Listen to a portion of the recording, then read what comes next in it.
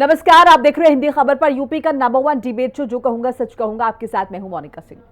उत्तर प्रदेश की सियासत में नया मोड़ आ गया है। 2027 के विधानसभा चुनाव की तैयारी अभी से तेज हो चुकी है और समाजवादी पार्टी ने पश्चिमी उत्तर प्रदेश को अपनी नई रणनीति का केंद्र बना लिया है।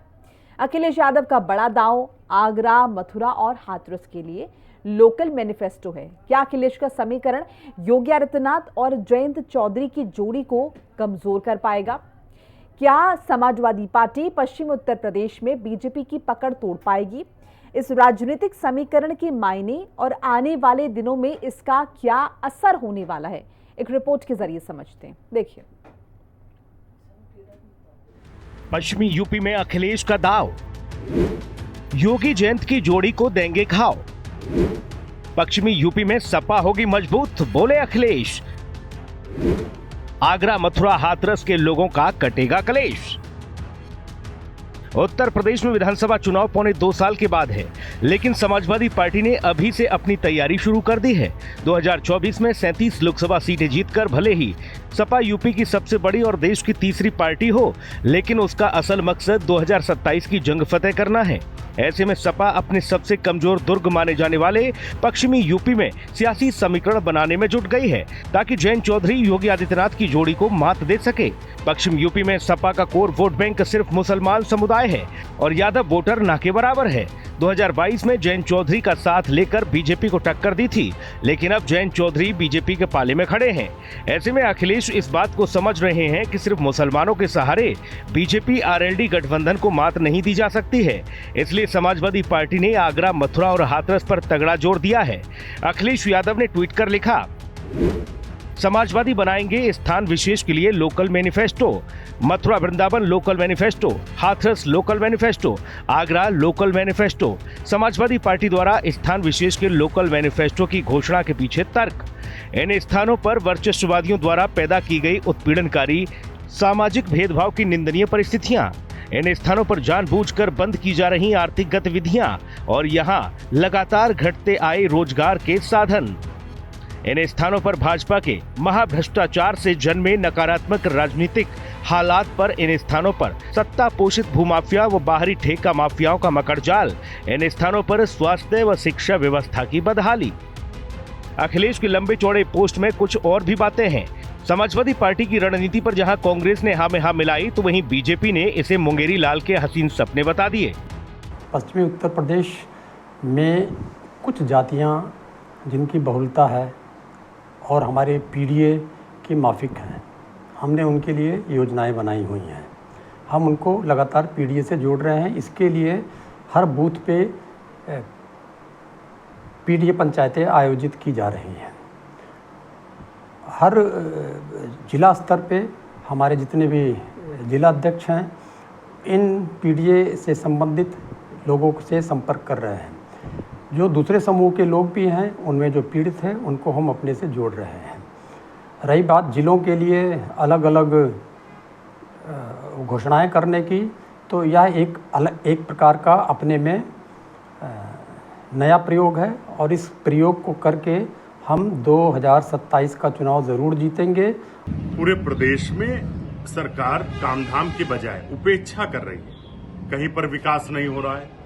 इसीलिए बेरोजगारी, महंगाई चरम पर है। लोग दूसरे प्रदेशों में, यहां तक कि इजराइल में नौकरी करने के लिए मजबूर है। लेकिन भारतीय जनता पार्टी, जिन्होंने बड़े बड़े वादे किए थे नौकरियों को लेकर, अब वो उस पर बात नहीं करते हैं। 19 पेपर लीक हो रहे हैं। तो ऐसे में हर एक क्षेत्र के विकास के लिए अलग से जरूरत है, ध्यान देने की जरूरत है। भारतीय जनता पार्टी ने इन्वेस्टमेंट मीट की थी, कहा था हम डिफेंस कॉरिडोर बनाएंगे, बुंदेलखंड उससे प्रभावित होगा, लाभान्वित होगा। ना तो डिफेंस कॉरिडोर बना, ना इन्वेस्टमेंट हुआ, सिर्फ झूठ बोला जा रहा है। पश्चिम की जनता बेहद जागरूक है। अखिलेश की हर चाल यहां फेल होने वाली है। 2014 के बाद से पश्चिम उत्तर प्रदेश की जनता अच्छे से जागी है और भारतीय जनता पार्टी को इसलिए समर्थन दे रही है, पूरा प्यार इसलिए दे रही है कि सुशासन भारतीय जनता पार्टी दे सकती है, कानून का राज भारतीय जनता पार्टी के शासन में संभव है और आम आदमी तक जन कल्याणकारी योजनाओं का लाभ केवल भारतीय जनता पार्टी पहुंचाती है।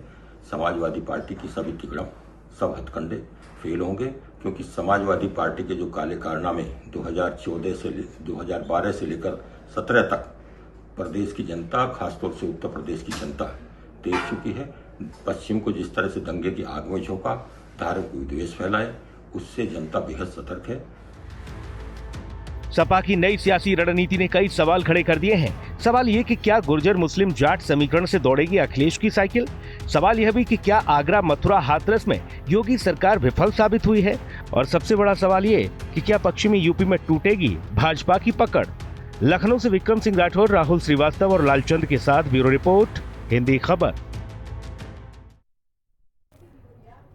और इसी पर चर्चा बातचीत के लिए हमारे साथ तमाम मेहमान जुड़ चुके, एक एक करके तारुफ करा देती हूँ। अवधेश पांडे बादल हैं, प्रवक्ता भारतीय जनता पार्टी। चंचल यादव हैं, प्रवक्ता समाजवादी पार्टी। वैभव त्रिपाठी हैं, प्रवक्ता कांग्रेस पार्टी। सौरभ दुबे, राजनीतिक विश्लेषक। आप सभी का बहुत बहुत स्वागत है हिंदी खबर में। शुरुआत कर लेते हैं चंचल यादव जी आपसे। लोकल मैनिफेस्टो के क्या ये मायने?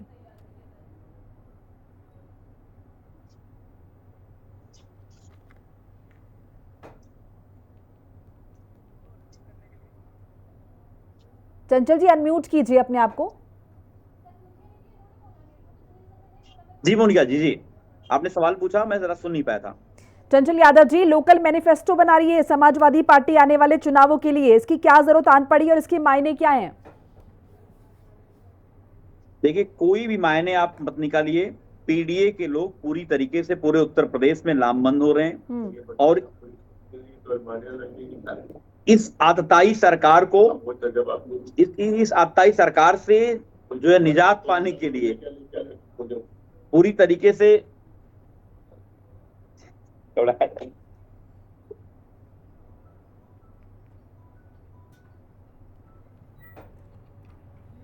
चलिए चंचल जी से जुड़ने का प्रयास करेंगे। अवधेश पांडे जी, मैं आपके पास आ जाती हूँ। समाजवादी पार्टी ने ऐलान किया है लोकल मैनिफेस्टो लाया जाएगा, कुछ हिस्सों का जिक्र किया है पश्चिम उत्तर प्रदेश का, किस तरह से देख रहे हैं आप इसे? तैयारियां शुरू हो गई हैं? देखिए, समाजवादी पार्टी उत्तर प्रदेश में जातिवाद की राजनीति करती है, परिवारवाद की राजनीति करती है, और भारतीय जनता पार्टी विकासवाद की राजनीति करती है। सबका विकास, सबका साथ का जो इसका नारा है, उस नारे को अमली जामा पहनाने का काम सिर्फ भारतीय जनता पार्टी करती है। समाजवादी पार्टी घोषणाओं से जनता का दिल जीतना चाहती है, जबकि भारतीय जनता पार्टी जमीन पर काम करके लोगों का विश्वास जीत रही है। और इसका प्रमाण है कि योगी जी की सरकार दोबारा बनी है और बार बार बनेगी। समाजवादी पार्टी ने कहा था कि गांव में हम 24 घंटे बिजली देंगे, और जब समाजवादी पार्टी की सरकार आई तो गांव शहर अंधेरे में डूबे रहे। समाजवादी पार्टी ने घोषणा किया कि हम आएंगे तो युवाओं को रोजगार देंगे, नौकरी देंगे। जब उनकी सरकार में नौकरी निकली तो नौकरी लूट ली गई। सैफई से एक पर्ची आई, उसने प्रतिभाशाली नौजवानों का अवसर छीन लिया। समाजवादी पार्टी ने कहा कि हम कानून का राज स्थापित करेंगे, और जब उनकी सरकार आई तो उन्होंने गुंडों माफियाओं को थाने में बैठा दिया और उनके अनुसार शासन चलने लगा। जनप्रतिनिधियों की हत्या होने लगी, खाली प्लाट जो थे वो कब्जा होने लगे, और समाजवादी पार्टी का झंडा गुंडों की निशानी बन गया। तो समाजवादी पार्टी केवल घोषणा तक सीमित रहती है। उसकी सरकार में परिवारवाद है, उसकी सरकार में जातिवाद है। जरा हमको बताइए, समाजवादी पार्टी का कोई भी राष्ट्रीय अध्यक्ष और जब सरकार बनी हो तो कोई भी मुख्यमंत्री उनके परिवार के अलावा कोई रहा हो? आज जो समाजवादी पार्टी पीडीए की बात कर रही है, तो क्यों नहीं उत्तर प्रदेश के अंदर किसी पटेल समाज के व्यक्ति को मुख्यमंत्री के पद पर घोषित कर दे, किसी पाल समाज के व्यक्ति के, किसी मौर्य समाज के व्यक्ति को, किसी निषाद समाज के व्यक्ति को मुख्यमंत्री के पद पर घोषित कर दे, किसी अल्पसंख्यक भाई को मुख्यमंत्री पद पर घोषित कर दे कि हमारी सरकार बनेगी तो इनको हम मुख्यमंत्री बनाएंगे। ठीक है। उनके पार्टी का राष्ट्रीय अध्यक्ष कोई उनके परिवार का होगा। समाजवादी पार्टी की सरकार बनेगी तो मुख्यमंत्री उनके परिवार का होगा। ये कैसा पीडीए है जो अपने परिवार के लिए टॉनिक देने की बात करता है, अपनी जात के लिए टॉनिक देने की बात करता है, और जब सरकार आती है तो सारी योजनाएं उनकी सिफर हो जाती हैं। आपको जंगल राज दिखाई पड़ता है, आपको भाई भतीजावाद दिखाई पड़ता ठीक है है, अवधेश जी, आपकी बात आ गई। आपको अंधेरा दिखाई पड़ता है उत्तर प्रदेश के अंदर, जनप्रतिनिधियों की हत्या दिखाई आ पड़ती रही है है, चंचल जी। आपको कर्फ्यू दिखाई पड़ता है, आपको दंगे दिखाई पड़ते हैं। इसके अतिरिक्त कुछ भी नहीं दिखाई पड़ता मोनिका जी। ठीक है सर, आपकी बात आ गई। सौरभ दुबे जी, मैं आपके पास आ रही हूँ, किस तरीके से आप देख रहे हैं? क्या ये समझे कि पश्चिम उत्तर प्रदेश में वो पकड़ नहीं है समाजवादी पार्टी की, क्योंकि उनका अपना एक गढ़ है, तो ऐसे में उसे मजबूत करने की कोशिश? सौरभ दुबे जी। नहीं मोनिका जी, देखिए जिस प्रकार से समाजवादी पार्टी की राजनीति लोकसभा चुनाव के बाद रही है, मुझे लगता है कि वो काफी मजबूती के साथ अपनी राजनीति कर रहे हैं और उसको धार देने की कोशिश जो है वो लगातार की जा रही है। इसी के तहत जो है ये जो पश्चिमी उत्तर प्रदेश के अंदर तमाम जिले हैं उनमें पार्टी का कैडर जो है वो मजबूत करने के लिए जो जाति समीकरण है, क्योंकि देखिए इधर में जो गुर्जर जाति है और मुसलमान जाति है, कहीं ना कहीं मुझे लगता है कि समाजवादी पार्टी उस समीकरण पे एक बड़ा काम कर रही है। और जिस प्रकार से हमने देखा है कि हाथरस के अंदर एक बाबा के द्वारा जो है वो वहां पर भगदड़ मच गई थी और वहां पर न तो अखिलेश यादव जी के मुंह से आवाज निकली थी, न तो सरकार योगी आदित्यनाथ की सरकार ने कोई एक्शन लिया था। तो कहीं ना कहीं मुझे लगता है कि ये जो जाति समीकरण है पश्चिमी उत्तर प्रदेश के अंदर, ये लगातार समाजवादी पार्टी अब वो तेजी के साथ इस पे काम करने की कोशिश कर रही है। क्योंकि देखिए एक तो बात अखिलेश यादव जी की स्वागत योग्य है कि अखिलेश यादव जी कभी भी ज्यादा बड़बोलापन नहीं दिखाते हैं और वो तो राहुल गांधी की अपेक्षा काफी उनकी राजनीति जो है वो परिपक्वता दिखाई देती है। राहुल गांधी जी की परिपक्वता के आगे अखिलेश यादव जी की परिपक्वता बहुत ज्यादा स्तर पे दिखाई दे रही है। और साथ ही साथ जिस प्रकार से एक परिवारवाद की बात कही जाती है, निश्चित तौर पर मुझे लगता है कि अखिलेश यादव जी को परिवारवाद से निकलना पड़ेगा। तमाम जो परिवारवाद का उनके ऊपर आरोप लगा है, अपने ही परिवार के चाचा भतीजे सब लोगों को टिकट दे करके पार्टी के अंदर मजबूत स्तंभ बनाया हुआ है, उसको कहीं ना कहीं उनको भेदना पड़ेगा। अगर वो इसको भेदने में कामयाब रहते हैं तो जिस प्रकार से लोकसभा के चुनाव में उनको अच्छी बढ़त मिली थी, वो विधानसभा के चुनाव में हो सकता है शायद मिले, इसलिए क्योंकि टक्कर बहुत मजबूत है। देखिए योगी आदित्यनाथ जी का जो काम रहा है बहुत शानदार रहा है। लगातार योगी आदित्यनाथ जी के नेतृत्व में जो समाजवादी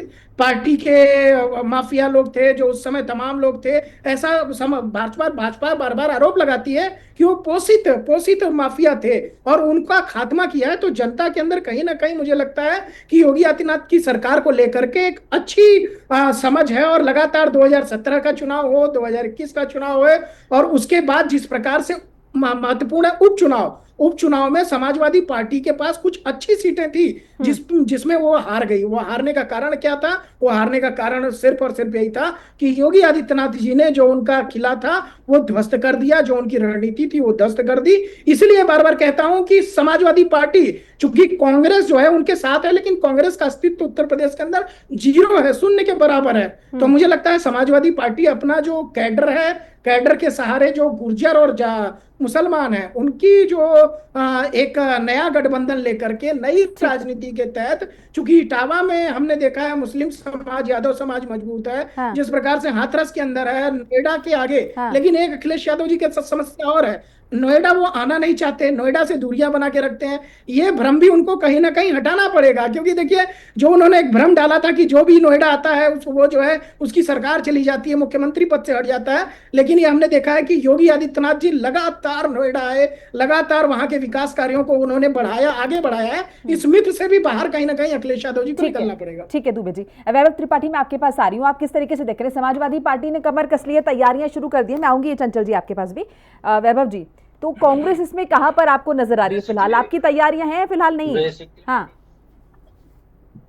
भाजपा प्रवक्ता ने जो बात कही उसका जवाब देता हूँ, लेकिन सौरभ जी को राहुल जी से ही डर लगता है। ये शायद संघ से ज्यादा प्रेरित हैं, तो राहुल जी का जिक्र किए बिना सौरभ दुबे का कोई स्टेटमेंट पूरा नहीं था। अवधेश जी जो बात कह रहे थे कि सिर्फ घोषणा, सबसे बड़ा घोषणा भी कौन? आवाज आएगी मोदी। चुनावी जुमले बताकर पीछा छुड़ाने वाले कौन? आवाज आएगी योगी मोदी। नौकरियों की बात कर रहे थे, 22 पेपर लीक हो गए, ये नौकरियों की बात करते हैं। 2017 से अब तक या 2014 से अब तक राज्य और केंद्र में कितनी वैकेंसी आई है ये आपके सामने है। सवाल यह है कि नौकरियों में जो आरक्षण गरीबों को मिलता था उसकी लूट किसने की? भाजपा की सरकार, योगी सरकार ने की। कोर्ट ने उस पर संज्ञान लिया। सवाल गंभीर है, लेकिन भाजपा के लोग रटा रटाया भाषण अभी भी पढ़ रहे हैं, वो रटी रटाई बात बोलते हैं। सवाल यह है कि एक तरफ पेपर लीक से युवा परेशान है, वैकेंसी नहीं आ रही उससे युवा परेशान है, शिक्षा महंगी होती जा रही है उससे युवा परेशान है, किसान आत्महत्याएं कर रहे हैं, युवा आत्महत्या कर रहे हैं। बात ये गुंडा माफिया की कर रहे थे। सारे माफियाओं को तो आपने विधानसभा विधान परिषद में भर दिया साहब। सवाल यह है कि जब बनारस में प्रधानमंत्री मोदी जी का प्रचार यूपी का माफिया डॉन कर रहा है, मतलब माफियाओं का डर दिखाकर ये लोग वोट लेना वैभव जी, चाहते हैं। कांग्रेस क्या यही तैयारी कर कारण रही है है 2027 के लिए? जी, कांग्रेस का बताएं। 2027 के लिए आप क्या तैयारी कर रहे हैं? सौरभ, इतनी मर्यादा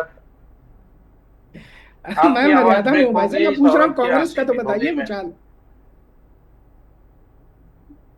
ऐसा है कि नौकरियों का, रोजगार का ये आलम है कि पहले हजारों लाखों नौकरियां निकलती थी और बाई पोस्ट ज्वाइनिंग सबके घर पहुंच जाता था। वोट चोरी हुई है कि नहीं हुई क्या है उत्तर प्रदेश में, ये बताइए अरे भाई। चुप हो जाओ सौरभ, सौरभ जी प्लीज। बोल लेने दीजिए उन्हें, ठीक है? ठीक है। बीच में फुटुर फुटुर करना आपकी आदत जो है ये गंदी है। बीच में आपके अगर त्रिपाठी जी पॉइंट तो रखिए, आगे बढ़े। हाँ, बीच में टोक कर भाजपाई मुद्दों वाली बात मत कीजिए। सवाल ये है कि अब 400 नियुक्तियों को नियुक्ति पत्र देने के लिए आएंगे योगी आदित्यनाथ। चलिए ठीक है, ठीक है वैभव जी, आपकी बात लग गई। चंचल यादव जी, जल्दी से मैनिफेस्टो के बारे में बता दीजिए, क्या ये कारण है मैनिफेस्टो अलग से लोकल मैनिफेस्टो लाने का, इसके क्या मायने निकालें? देखिए मोनिका जी, सबसे पहली बात तो ये कि बीजेपी वाले जो परिवारवाद की बात करते हैं, मैं बता दूं हिंदुस्तान में जितने बीजेपी के नेता हैं जिनके बाल बच्चे हैं सब राजनीति में। अब जिनके बाल बच्चे नहीं हो कहां से राजनीति में रहेंगे? एक कोई नेता का नाम बता दे जिसके बेटे हैं और उनके बेटे राजनीति में ना हो। आदरणीय राजनाथ सिंह से लेकर के श्रद्धेय लाली टंडन से लेकर कल्याण सिंह से लेकर के श्रद्धेय कल्याण सिंह से लेकर के एक कोई नेता का नाम बताओ। मैं बता रहा हूं, आप चले जाओ, अभी इनके जो नृपेंद्र मिश्रा के बेटे साकेत मिश्रा हैं, अभी आपने देखा अमित शाह जी के बेटे जो है आईसीसी के चेयरमैन बन गए हैं। तो ये परिवारवाद के ऊपर ज्ञान न दें। ये भाजपाइयों का चेहरा, जब ये बोलते हैं परिवारवाद के ऊपर लोग हंसते हैं इनके ऊपर। आप बताओ नितिन गडकरी जी के बेटे दोनों सेट हैं, आप बताओ राजनाथ सिंह के बेटे दोनों सेट हैं, क्या बात करोगे पांडे जी? लेकिन आप केवल एक झूठा नैरेटिव फैलाने का काम करते हो कि जनता के प्रमुख मुद्दों पे चर्चा ना हो। आप मुझे ये बताओ कि आप जो वादे करके जनता के बीच में आए थे, किसानों की बिजली माफ करेंगे, क्या किया आपने? आप मुझे बताओ आज के समय में चंचल यादव जी, लोकल मैनिफेस्टो की मायने तो बता दीजिए, फिर आगे उसी पर डिस्कशन करें सर, वक्त लिमिटेड है। ये भाजपाई जाति देख के, धर्म देख के लोगों की हत्याएं कर रहे हैं और ये गुंडे माफियाओं की बात कर रहे हैं। आदरणीय मुख्यमंत्री के ऊपर कितने सारे केसेस थे, आप बताओ पांडे जी, और कितने केसेस थे, क्या क्या केसेस थे? आपके यहाँ जिस डिप्टी सीएम के पास केसेस पड़े हो, मुख्यमंत्री के पास केसेस रहे हो, वो सारे के सारे अपने केस माफ कर लिए और वापस ले लिए। हिंदुस्तान के इतिहास में पहले ऐसे मुख्यमंत्री हैं जिन्होंने अपने ऊपर लगाए चंचल यादव जी, मैनिफेस्टो इंपॉर्टेंट है ये नहीं पश्चिम उत्तर प्रदेश के जिसका जिक्र हम यहाँ पर कर रहे हैं। सारे केसेस वापस ले लिए और ये हमें लॉ एंड ऑर्डर की बात करते हैं। मोनिका जी इनसे पूछिए, आज उत्तर प्रदेश महिला अपराध में नंबर 1 है। चंचल यादव जी, आपको मेरी आवाज आ रही है? मोनिका जी, ऐसा कोई जिला नहीं है जहां पर आए दिन बड़ी घटनाएं न हो रही हो। ये घबराए हुए पीडीए से, पीडीए की ताकत का इनको एहसास आपको आवाज आ रही है चंचल जी मेरी? तरीके से समाजवादी पार्टी के हमारे राष्ट्रीय अध्यक्ष चंचल जी की आवाज चेक कराइए। अवधेश पांडे जी, मैं आपके पास आ रही हूँ। आपको लग रहा है कि समाजवादी पार्टी जो तैयारी कर रही है लोकल मैनिफेस्टो लाकर, चाहे हाथरस, मथुरा, आगरा, जो भी इस बेल्ट के लिए तैयारी की जा रही है, और उसके बाद आरएलडी और बीजेपी जो मिलकर किला बनाए बैठे हैं, उसको भेदने में वो कामयाब हो पाएगी? Awadhesh Pandey ji please point two point रखिएगा। देखिए, मैंने शुरू में ही कहा कि समाजवादी पार्टी केवल घोषणा करती है और लोगों का ध्यान भटकाने के लिए प्रयास करती है, जबकि भारतीय जनता पार्टी वास्तविक काम करके लोगों का विश्वास जीतती है। आज गांव के अंदर गरीब लोगों के शौचालय बन रहे हैं, आज गांव के अंदर लोगों के आवास बन रहे हैं, आज गांव में 18 घंटे बिजली पहुंच रही है, आज लोगों को मुफ्त में राशन की व्यवस्था है, आज स्वास्थ्य का विश्व का सबसे बड़ा बीमा। चंचल यादव जी, मैं आऊंगी आपके पास, मैं अभी आप ही से बात करी थी, रुक जाइए प्लीज, आप उन्हें बोल लेने दीजिए। आज गांव में खुशहाली और तरक्की है और जिसको लेकर के योगी जी पर लोगों का भरोसा लगातार बढ़ता जा रहा है। योगी जी ने एक नारा दिया, विकास भी और विरासत भी। जो देश के धार्मिक पर्यटन के केंद्र हैं, उनमें आज विकास का काम हो रहा है और देश और दुनिया के श्रद्धालु वहां पर पहुंच रहे हैं, पर्यटक आ रहे हैं, जिससे उत्तर प्रदेश उत्कृष्ट प्रदेश बन रहा है। आज 2 परीक्षाएं पीछे हुई, हमारे कांग्रेस के साथी बात कर रहे थे, अभी पीछे 2 परीक्षाएं हुई हैं, 40 लाख लोग बैठे थे पुलिस की भर्ती में और सब लोगों को पारदर्शी तरीके से प्रतिभाशाली लोगों को अवसर मिला। अभी इसी पिछले हफ्ते में टेट की परीक्षा हुई है और जिसमें 19 लाख लोग बैठे और पारदर्शी तरीके से कार्बन कॉपी लोग लेकर के गए हैं और आंसर सीट आ गई है, लोगों ने मिला लिया है। आगे जब अवसर मिलेगा तो वो फिर अगली भर्ती में जाने वाले हैं। तो हमारी सरकार ने बिना किसी खर्ची और पर्ची के प्रतिभाशाली नौजवानों को अवसर दिया है, रोजगार दिया है, नौकरियां दी है। क्या होता था समाजवादी पार्टी की सरकार में? जैसे ही भर्तियां निकलती थी, सैफई से एक पर्ची निकलती थी, चौराहों पर नौकरी की बोली लगती थी, नौकरियां लूट ली जाती थी। समाजवादी पार्टी के सरकार में आतंकवादियों के मुकदमे वापस लेने के लिए मुख्यमंत्री कोर्ट जाते थे। राजनीतिक मुकदमे तो किसी के ऊपर लग जाए, राजनीतिक मुकदमे अलग बात है, लेकिन जो लोग सौरभ दुबे जी, आपको लगता है ये जो लोकल मैनिफेस्टो समाजवादी पार्टी लेकर आ रही है उसके बाद कहीं ना कहीं वो इस बात से बखूबी वाकिफ है कि इन तमाम इलाकों में उतनी पकड़ नहीं है पार्टी की और शायद उतना काम किया भी नहीं गया अपने कार्यकाल में, और इसीलिए यहाँ की जनता को लुभाना थोड़ा मुश्किल है? देखिए, मैं मोनिका जी, जैसे अभी समाजवादी पार्टी के प्रवक्ता कह रहे थे कि सभी भाजपा के बेटे जो है उसमें सेट है, मैं यही कह रहा हूँ, ये जो सेट होने वाली भाषा है ना, ये समाजवादी पार्टी को कहीं ना कहीं जनता से दूर करती है। देखिए, आप जब राजनीति में आते हैं तो निश्चित तौर पे आपको सेवा करने का आपका उद्देश्य होना चाहिए। सेटिंग वाला शब्द जो है, यही चंचल यादव जी के शब्द जो है वो जनता से इनको दूर ले जाते हैं, पहली बात। दूसरी बात, मुझे स्पष्ट तौर पे देखिए, आप भी देखेंगे, हम भी देख सकते हैं कि जो समाजवादी पार्टी का वोट बैंक है या कैडर है, वो निश्चित तौर पर पश्चिमी उत्तर प्रदेश के अंदर लगातार उसमें गिरावट आई है, क्योंकि इनकी सहयोगी थी एक आरएलडी जो बड़ी पार्टी थी। आरएलडी के माध्यम से ये तमाम पश्चिम उत्तर प्रदेश में गठबंधन में जाकर के उनके साथ चुनाव लड़ते थे, लेकिन आरएलडी का भी मोह भंग हो गया समाजवादी पार्टी से। उसने देखा कि लगातार जो है, जिस प्रकार से समाजवादी पार्टी जो है वो उत्तर प्रदेश की जनता के जो मूल्य हैं, जो उत्तर प्रदेश की जनता की जो भावना है उसको समझ नहीं पा रही है और जनता से दूर जा रही है। इस नाते जब से आरएलडी अलग हुई है, समाजवादी पार्टी पश्चिमी उत्तर प्रदेश में कमजोर हो गई है, बहुत ज्यादा कमजोर हो गई है। पार्टी का कैडर है, पार्टी को मजबूत करने का काम अखिलेश यादव जी का हो सकता है। मुझे लगता है कि देखिए, भारतीय जनता पार्टी के अंदर एक छोटी सी कमी है, अगर वो भारतीय जनता पार्टी की छोटी सी कमी दूर हो जाती है तो ये समाजवादी पार्टी का जो है 2027 में भी सफाया हो सकता है। और देखिए, वो जो कमी है वो सिर्फ और सिर्फ यही है कि जो कार्यकर्ता है, अगर आप कार्यकर्ता जो होते हैं वो पार्टी का सहयोग करते हैं और ऊपर के लोग जो शीर्ष नेतृत्व है उत्तर प्रदेश का, उसको कहीं ना कहीं कार्यकर्ताओं का ध्यान रखना पड़ेगा, क्योंकि जिस प्रकार से एक पुलिस प्रशासन को देखा जा रहा है, मनमानी तौर पर कार्यकर्ताओं की नहीं सुन रहे हैं, विधायक की नहीं सुन रहे हैं, जो सांसद की नहीं सुन रहे हैं। एक अच्छी बात है कि लोग तब भी अनुशासन में है। भारतीय जनता पार्टी की खूबी है कि आपकी अगर प्रशासन नहीं सुनता तब भी आप अनुशासन के तहत काम करते हैं। वो अगर ये मजबूत कर ले तो भारतीय जनता पार्टी को काटना 2027 में समाजवादी पार्टी के लिए नामुमकिन है। और देखिए, जिस प्रकार से लगातार मैं कहता हूं कि कांग्रेस पार्टी जो है वो बैसाखी का सहारा ले रही है, चाहे वो आरजेडी का हो बिहार के अंदर चुनाव में, चाहे उत्तर प्रदेश के अंदर समाजवादी पार्टी का। अभी ये बार बार कहते हैं वोट चोरी हुई है, मैं कह रहा हूं जब यहां पर समाजवादी पार्टी को लोकसभा में ज्यादा सीटें मिली तो वोट चोरी हुई है या नहीं हुई है, ये सीधा क्लियर कर दे उसमें। वैभव जी से आपने पूछा, एक भी प्रश्न ये नहीं बता पाए, एक भी उत्तर नहीं दे पाए कि कांग्रेस का वास्तव में क्या जनाधार है। सिर्फ कांग्रेस का यही काम रह गया कि पिछलग्गू पार्टी है समाजवादी पार्टी की। दूसरा, चंचल यादव जी लगातार इस बात में बताने में विफल रहे कि समाजवादी पार्टी ऐसा क्या करने जा रही है पश्चिमी उत्तर प्रदेश में जिससे उसको बहुत ज्यादा वोट मिलने वाले हैं। समाजवादी पार्टी ऐसा क्या करने जा रही है कि माफियाओं के चंगुल से वो निकलने जा रही है। समाजवादी पार्टी ऐसा क्या करने जा रही है कि जो जातिवादी राजनीति है उससे कहीं बाहर निकलने जा रही है। देखिए, जिस पीडीए समाज की बात चंचल यादव जी कर रहे हैं, समाजवादी करती है, मुझे लगता है वो पीडीए समाज भारतीय जनता पार्टी को बहुत ज्यादा वोटिंग कर रहा है, चाहे वो प्रधानमंत्री नरेंद्र मोदी की सरकार हो, चाहे योगी आदित्यनाथ की उत्तर प्रदेश के अंदर हो। इसलिए समाजवादी पार्टी को जो अभी भी पैनल पर यह बताना चाहिए कि वास्तव में संगठनात्मक तौर पर उनके चुनाव के अंदर जाएंगे जिससे मजबूती मिलेगी। ठीक है दुबे जी। वैभव त्रिपाठी, भाट बिंदावली बहुत हो गई। सवाल ये है कि एक तरफ 5 किलो चावल देना पड़ रहा 80 करोड़ लोगों को, सरकार की ये तारीफ कर रहे हैं, दूसरी तरफ किसान सम्मान निधि जो 500 महीने था गरीबों के लिए, जो छोटे किसान थे उसके थोड़ा खुशी जाहिर करते थे।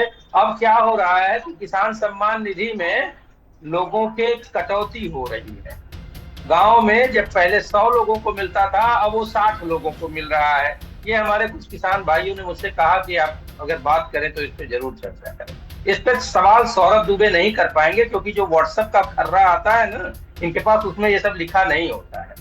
और सरकार की भाट वृंदावली करना आसान है सौरभ दुबे, और कहीं किसी मुद्दे पर टिक कर बात करना। अभी अवधेश जी कह रहे थे कि घोषणा 2 करोड़ रोजगार, 15 लाख, किसानों की आय दुगनी, गरीबी कम होगी, महंगाई कम होगी, बेरोजगारी कम होगी, ये सब घोषणा मोदी जी ने की थी। लेकिन इस पे कोई बात ना हो, इसलिए सौरभ दुबे जैसा भाट वृंदावली करने वाला आदमी सरकार की अच्छी तारीफ करता है। सवाल ये है कि महंगाई बढ़ती जा रही है, गरीबी बढ़ती जा रही है, देश पर कर्ज बढ़ता जा रहा है। उत्तर प्रदेश में जो 3 लाख करोड़ का 2000, ठीक है वैभव जी, बस वक्त लिमिटेड। चंचल यादव जी क्लोजिंग कमेंट। करोड़ का कर्ज हो गया है। चंचल यादव जी क्लोजिंग कमेंट। जैसा भाट वृंदावली गाने Vaibhav Tripathi ji please language, please mind your language, मुझे खाली देके क्या मिलेगा? Please mind your language. Rahul Gandhi ji आ जाएंगे क्या? और स्पेशली मेरी डिबेट में बिल्कुल भी नहीं। चंचल यादव जी क्लोजिंग कमेंट। मोनिका जी देखिए, मेरे कुछ तार्किक सवाल हैं।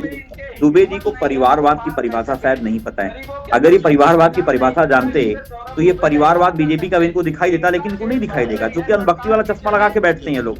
और सुनिए, ये राजनीतिक विश्लेषण कर रहे हैं, ये कह रहे हैं कि सपा का गुंडा माफियाओं के साथ। अरे बताओ, मुख्यमंत्री जी के ऊपर क्या क्या धाराएं थी दुबे जी? चंचल यादव जी वक्त आपके पास भी था ना, आप भी, मैं आपसे तब से पूछ रही हूँ, बता दीजिए मैनिफेस्टो को तैयार नहीं। सरकार में सबसे ज्यादा बहरहाल मैं माफी चाहूंगी, बस वक्त इतना है। आप सभी का बहुत बहुत शुक्रिया हमारे साथ जुड़ने के लिए, अपनी कीमती राय खबर के माध्यम से साझा करने के लिए। तो समाजवादी पार्टी ने नए लोकल मैनिफेस्टो की बात तो कह दी अखिलेश यादव ने। हालांकि इस मैनिफेस्टो के मायने क्या है और क्या इससे पश्चिम उत्तर प्रदेश का किला भेदने में आसानी रहेगी समाजवादी पार्टी को, आने वाले 2027 के लिए क्या तैयारियां हैं, इन सबके बीच कांग्रेस जो कि गठबंधन में है वो क्या कुछ सोच रही है, और कितनी बड़ी चुनौती भारतीय जनता पार्टी के लिए होने वाली है, देखना काफी दिलचस्प रहने वाला है। फिलहाल मेरे साथ बुलेटिन में इतना ही। नमस्कार।